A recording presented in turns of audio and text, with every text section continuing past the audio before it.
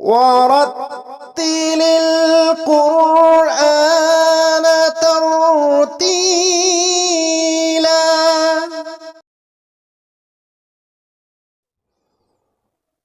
الحمد لله الذي هدانا لهذا وما كنا لنهتدي لولا أن هدانا الله.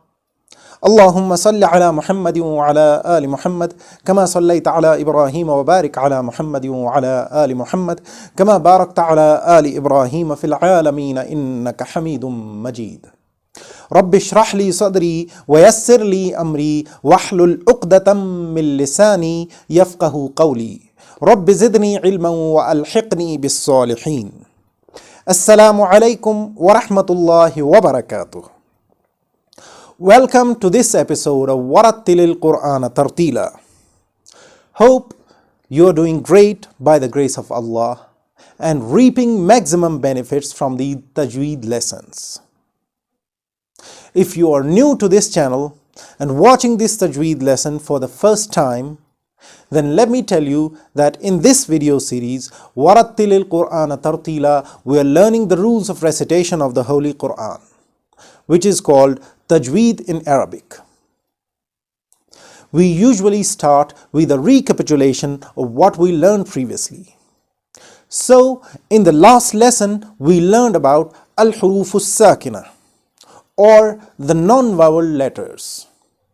We saw how the non-vowel letters are denoted in the Holy Qur'an by a sign called sukun or jazm. We also looked at the different variants of this jazm symbol used in different copies of the Holy Qur'an. Then finally, we practiced the articulation of many letters while putting a jazm sign on them. If you want to watch that previous lesson again, then please click on the link above.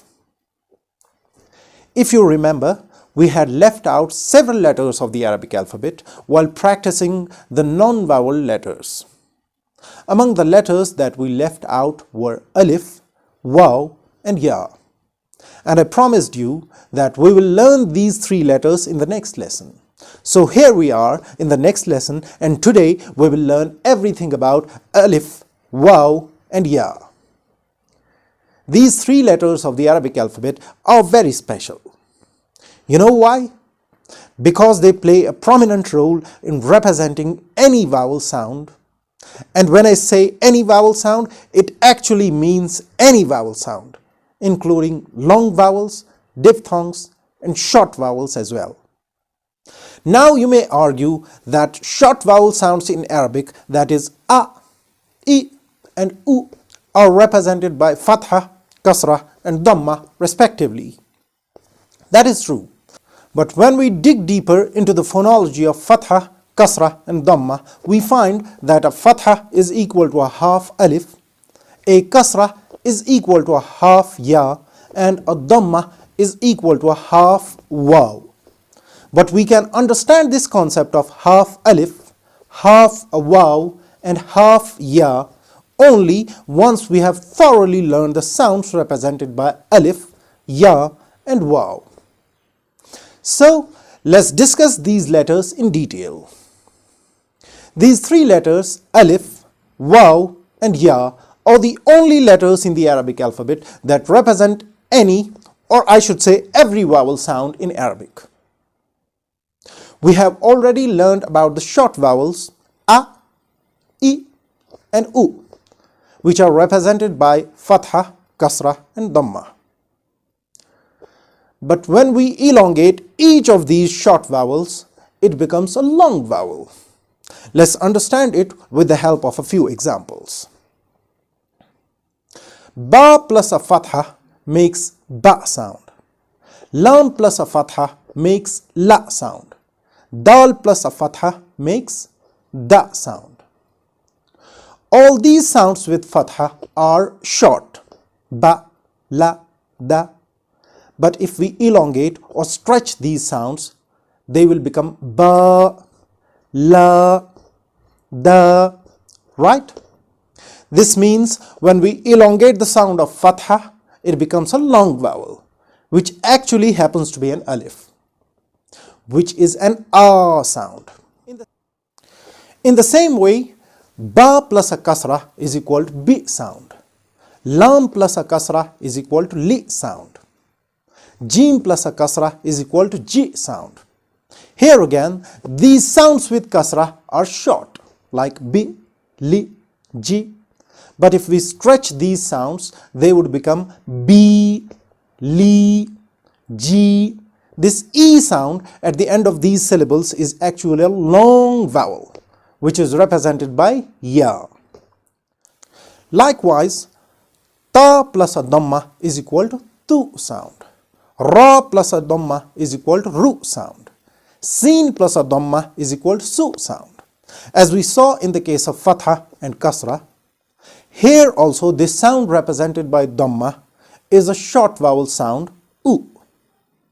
But again, when we elongate this sound, it would become a long vowel, like Tu, Ru, Su, etc. And this U sound is actually a long vowel represented by Waw.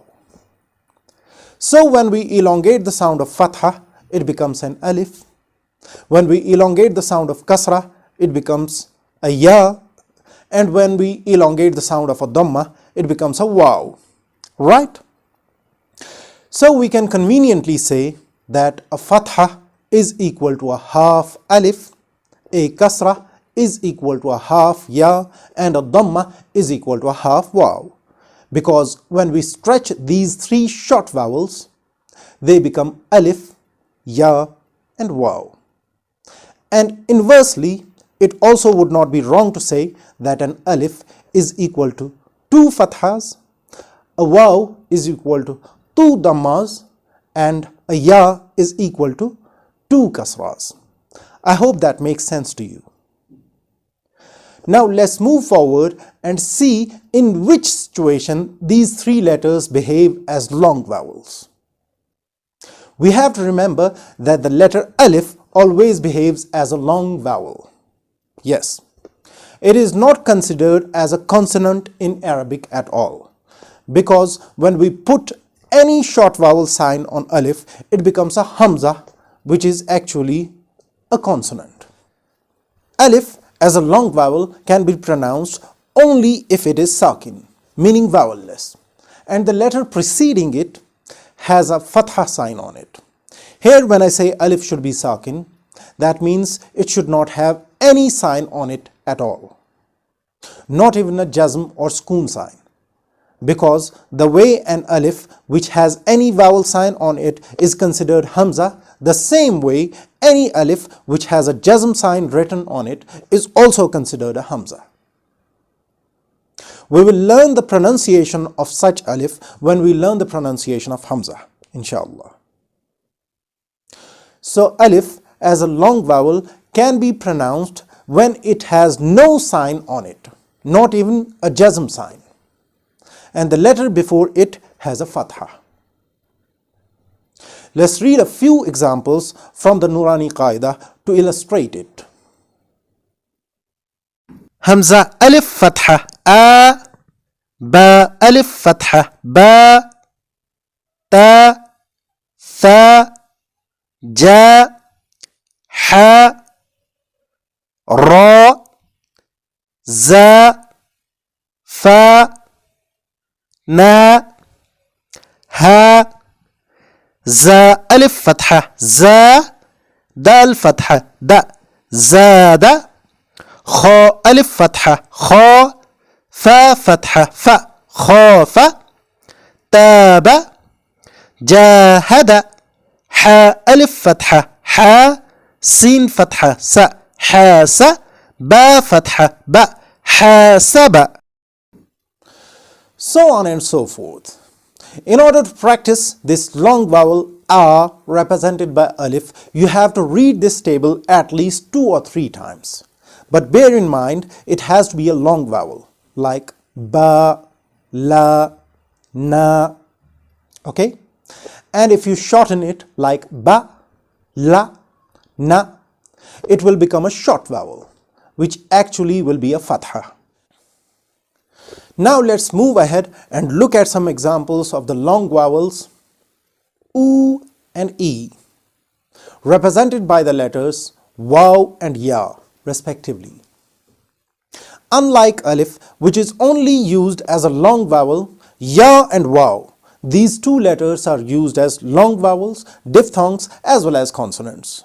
We have seen their use as consonants in the previous few lessons when we read these two letters with all the three vowel signs like waw fatha wa, waw kasrah wi, waw dammah w, or ya fatha ya, ya kasrah y, ya dammah yu. Here waw and ya are simply used as consonants because they have short vowel signs preceding them. We will learn the use of these two letters as diphthongs in a future lesson, inshallah. For now, we will focus on their use as long vowels. Waw as a long vowel is pronounced like oo. So in order to pronounce waw as a long vowel, it should be sakin.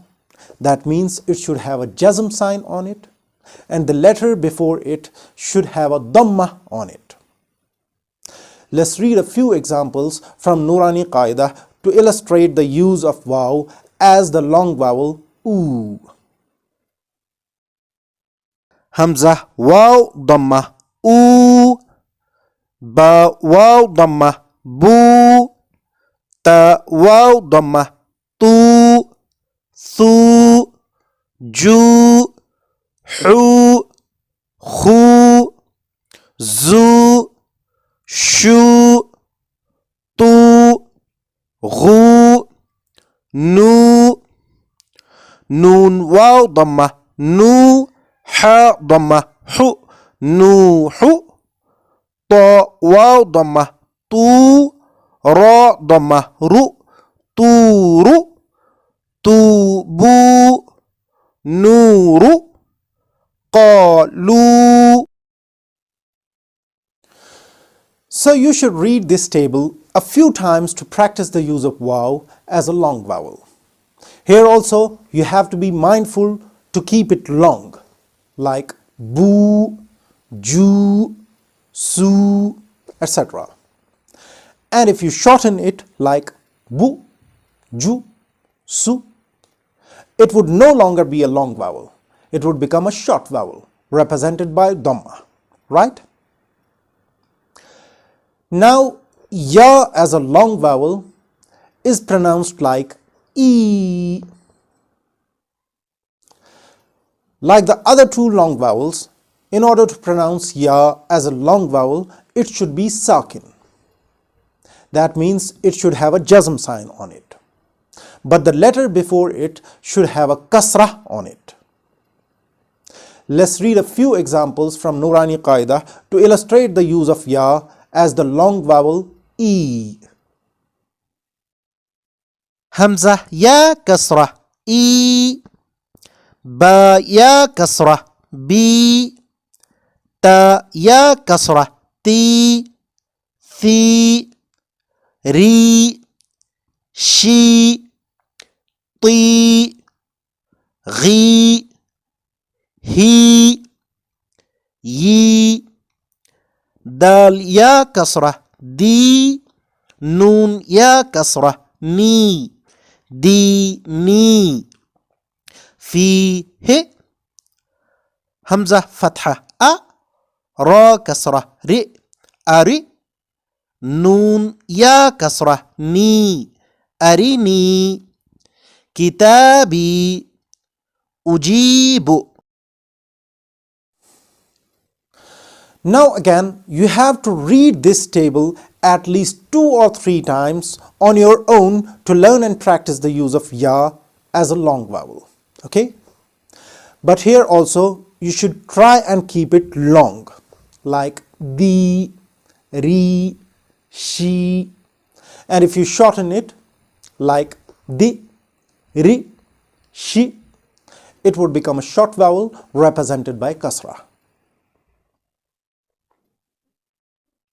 Now something very important. If we look at these three long vowels carefully, we can easily observe that there is a particular pattern in them. In order to behave like long vowels, these three letters, alif, waw, and ya, all three of them have to be sakin or vowelless. But here we have to remember the sukoon or jazm is never written on alif, because if we write the jazm sign on alif, it becomes a hamza, while as it is necessary for waw and ya to have a jazm sign on them to be pronounced. Apart from being sakin, these three letters have to be preceded by a particular vowel sign in each case. A sakin alif has to have a fatha on the letter before it. Then only we can pronounce it as a long vowel. And this alif is called alif al-maddah. Alif al-maddah. A sakin waw has to have a dammah before it to be pronounced as a long vowel. And this waw is called waw al-maddah. And finally, a sakin ya has to have a kasrah before it, so that we can pronounce it as a long vowel. And such a ya is called ya al-maddah.